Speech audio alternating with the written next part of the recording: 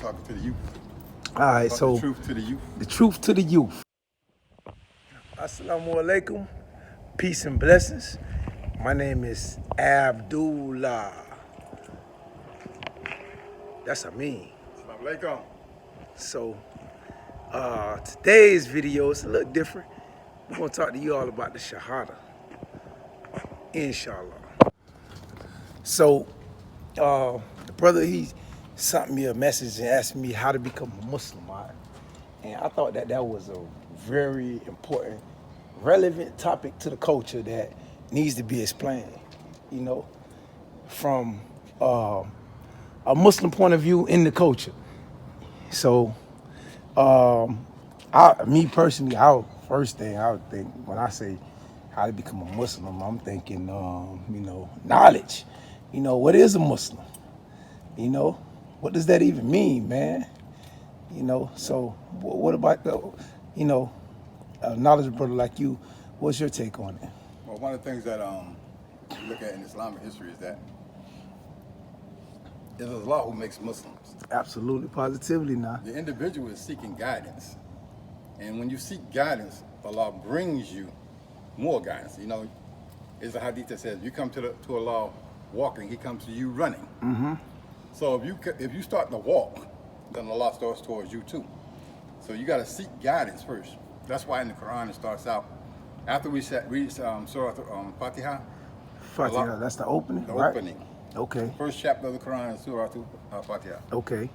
So the second exact chapter, Al-Baqarah, Allah opens up, it says, Alif Lam Mim. He said, Alif Lam Mim. This is the book. In it is guidance sure, without doubt. To those, to the mutaqeen, to those people who are pious, who are devoting themselves. Mm-hmm. So the first thing is you start devoting yourself towards knowledge, because in Surah Fatiha, we ask Allah, show us the straight way. Mm-hmm. And you see how He opened up the next chapter? Mm-hmm. This is the book. Mm-hmm. You want the straight way? I'm giving it to you. Mm-hmm. And then there are conditions to becoming a Muslim. Those who believe in the unseen, who establish prayer, and who give zakat. You see the conditions? Okay, wait a minute. Now, because it could be misconstrued as some sort of spookism or something, the unseen, and you could break that down a little bit. The unseen is not really so much as there's some aspects of our life that are unseen. Right, absolutely. You know, like for instance, we talking about the prophets. None of us seen them, but we know they existed. Right? We know that they're angels, but we don't see them, but we know they exist. Yeah. See, so and so the Creator, even though He says unseen, this is what we have to pay attention to in the Quran. Allah says that He showed Ibrahim, and Ibrahim said He started showing him the signs. He said when he saw the moon, this is my Lord. He saw the set. He saw the stars. This is my Lord. Then he saw the sun. This is my Lord. And then he said, but he saw the uniformity of all of it working together. Yeah. See, so he was bearing witness. And when we take Shahada, what did we say? Shahada. I bear witness. Hold on, what's Shahada? Shahada is to testify that there is no God but Allah, and that Muhammad is the messenger of Allah. Okay. So before we get to Muhammad being the messenger of Allah, what we're saying is we are bearing witness. So we look at the creation, we know that this thing is in uniform. Right. We are bearing witness to it. Like if a witness in a crime is somebody who saw it. Right. You can't be a witness if you didn't see it. Yeah, absolutely. So Allah said He allows us to bear witness to His majesty, all of the creation. We bear witness to that majesty. And so we say there got to be a creator. As Ibrahim said it, we bear witness to that majesty. So, so you said something important right there. You said that the oath, what is it called? The Shahada? The Shahada. Oath of faith? Yes. Okay, so does that make you a Muslim once you say that? If it's said from the heart, it brings you into a situation of submission, that you are submitting to this information. Then the other aspects that makes you a Muslim is something else we'll go into in terms of praying and establishing the zakat and fasting and those aspects of what makes you the full Muslim. You know, because Allah says that there are some people that claim to have believed. Allah said, they say they believe with their mouth, Yeah. but they don't really believe. You see, so you have some people in the heart, they haven't really accepted Islam. You see, so you have to. This is why Allah says, come to Islam wholeheartedly. Okay, wait a minute. Now I got another question. Now you said that the first is La ilaha illallah Muhammadan Rasulullah. That's the second part. La ilaha illallah. That's the first part. That's the first part. There's no God worthy of worship except God. Exactly. Okay, that's what that means, right? Yes. And then the second part, you said Muhammadan Rasulullah. Okay, so Muhammad is his last and final prophet. Exactly. Correct? Correct. So, do you pray to Muhammad? Do Muslims pray to Muhammad? No. Muslims don't pray to no human being, no angels, no other deity but the Creator, whom this is a part of the unseen that we don't have to see Allah to know that He exists. You know, when the wind is blowing, you feel it. Yeah. You know it's there, but you don't see it. Yeah, absolutely. You know, Allah gives. He feeds. Not only is the human being, but Allah feeds and nourishes every other thing. Like, see, people forget about the ants. You know, the bugs, the bees, the birds, and all these other animals that are eaten in creation too. Yeah, absolutely. So Allah nourishes everything. That's who Allah is. He's the one who nourishes everything. Yeah. See, so despite us, there are other creatures also that give Allah worship. The birds and everything. Absolutely. They have their means. They're people like us. Yeah. You know, they're communities. Put it that way. They're communities like us. Mm-hmm. Okay. You know?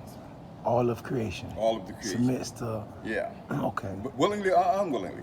You know, the human beings can say, he believe in this and he believe in that, right? They call on other beings, you know, when they freely. But when the human being is in misery, he said, "Oh my God." See, he doesn't say, "Oh," he don't say, "Oh Billy," "Oh John," he don't say that. He said, "Oh my God," because he knows. You see, and that's that instinct that the Creator put in all of us to show us that, you gotta call on me. Yeah, you go call. Yeah. Yeah, you know what it is. And so only the fool would really play the part that I wouldn't do that. So, so how to become Muslim? That was the original question. You become Muslim once you can come and accept Islam. You can take Shahada. The Shahada. The Shahada, that's the testimony of faith. That you want to accept this faith. But the truth of the matter is you should do that and then study the religion sincerely. Study the religion to become a Muslim or mu'min. See, because there's a lot of Muslims, but everybody's not a mu'min. There's a difference. The person who says he's a Muslim, he can be a Muslim and believe in Allah. But he might not do all of the things that require the mu'min, that's required by the mu'min, to actually practice the religion, pray 5 times a day, give sincerely out of his pockets without asking for change, Mu'min, what that mean? Like true believer or something? Yeah, but the mu'min is the one who takes the religion to the heart. Yeah, okay. This is what he does. This is his life. You know, he doesn't play around. Ain't no shortcuts. So you say number 1, study the religion. You should study the religion. See, okay. So what about this whole thing right here, where a lot of times we look at Islam as people look at Islam as it's just a religion, but I would say that it's a complete way of life. You agree? I would agree. The thing that we have to understand, brothers, is here, Abdullah, is that you can study all you want, but the thing is you have to allow Allah to teach you. See, too many times people are trying to come in and think they can just they do a mind-boggling and I read the Quran. Yeah. You can read the Quran all you want, but if you're not allowing Allah to teach you, then you're not learning the religion. You have to just read and allow Allah to open your mind up to it, and Allah will do that. I mean, there've been so many things. I've been reading the Quran for years, and then all of a sudden I read something like I never read it before. Like, whoa. Yeah, and you know what I'm saying? Yeah, new gem. Yeah.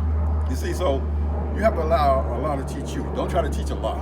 Yeah. Don't start coming in with questions. Don't come in with your old religion and your old way of thinking and thinking that you're gonna change something. Or you're looking for some kind of fault. Anybody that comes with that won't ever be a Muslim. Yeah. So you have to get rid of those. You have to come in with an open mind that I want to study this sincerely and find out what it is. Alhamdulillah. Don't bring any handicaps with you. or crutches or anything like that. Alhamdulillah. Alhamdulillah. Brother Amin, where we at right now? We at Amin's place, brother. You know, we down here, you know, trying to get some things done, taking care of our human activity, you know, life thing, you know what I'm saying? Getting a little business done, taking care of these cars. Oh, so what you mean these cars? You sell cars here or what? What's going on? My brother, we don't sell cars. We just keep your car up, clean your car, detail your car, you know, take care of some of your things for you. And just try to, you know, Allah tells us to have Brother Amin being very humble. He got the wettest body shop in Florida, right here. Alhamdulillah, Yeah. Allah. Allahu Akbar. Yeah. But yeah, so you know, you know, we got to, you know, humble ourselves in this dunya, man. Yeah, alhamdulillah. Allah has given us everything, you know. So when Allah don't, you know, we don't have to be in need. The human being is always going to be in need, but the thing that we have to find is a place of contentment. Yeah. You know, if we don't find contentment, then we battling all the time. This is why you have people right now selling drugs and doing all these other things in life. They're fighting and they're killing each other because they can't find true contentment. You know, and true contentment only comes when you submit yourself to God. You know, that's Allah. Yeah. You know, so to be a Muslim, find contentment in your heart that you want to be guided. Ask Allah to guide you, and come toward and try to learn the religion, and most of all, learn how to pray. Because putting your head on the ground in submission, that's the most humbling thing you can do. Yeah, absolutely. So try that first, and you'll see for yourself. Absolutely. Alhamdulillah. Alhamdulillah. So I hope y'all, I hope this was informative, educational, and enlightening to you all today. You know, if you're not subscribed, hit the subscribe button, hit the bell for all notifications, hit that thumbs up button, and share it out. Share this out to anybody you know who may have, to a Muslim, a non-Muslim, whoever, all of mankind, whoever you know, somebody who need to hear something positive, something good. Trucker Abdullah. Trucker Abdullah. Yes, sir. Assalamu alaikum, peace and blessings. Keep spreading it, brother. We out. Alhamdulillah.